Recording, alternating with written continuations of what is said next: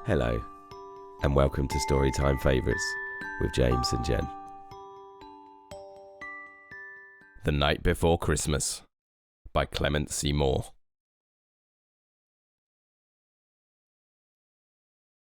'Twas the night before Christmas, when all through the house not a creature was stirring, not even a mouse. The stockings were hung by the chimney with care, in hopes that St. Nicholas soon would be there. The children were nestled, all snug in their beds, while visions of sugar plums danced in their heads.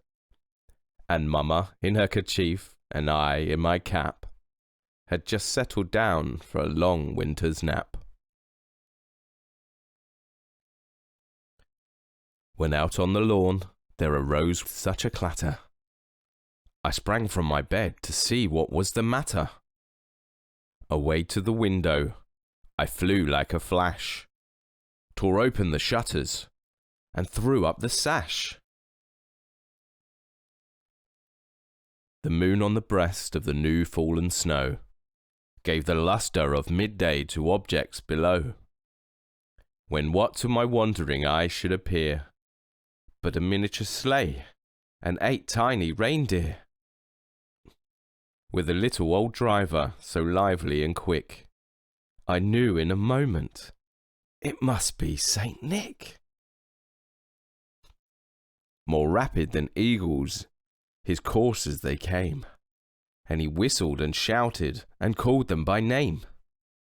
Now Dasher, now Dancer, now Prancer and Vixen, on Comet, on Cupid, on Donner and Blitzen, to the top of the porch, to the top of the wall, now dash away, dash away, dash away all. As dry leaves before the wild hurricane fly, when they meet with an obstacle, mount to the sky. So up to the housetop the coursers they flew, with sleigh full of toys and St. Nicholas too. And then in a twinkling I heard on the roof the prancing and pawing of each little hoof.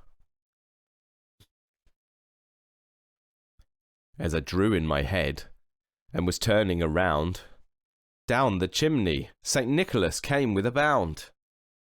He was dressed all in fur from his head to his foot, and his clothes were all tarnished with ashes and soot.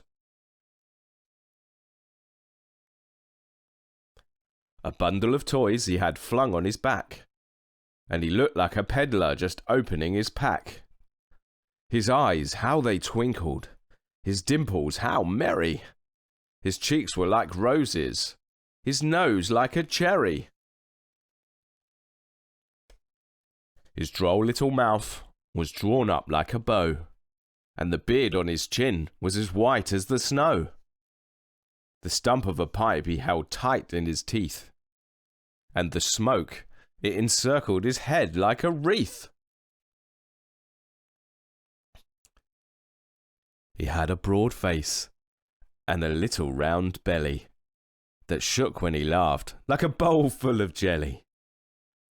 He was chubby and plump, a right jolly old elf, and I laughed when I saw him, in spite of myself.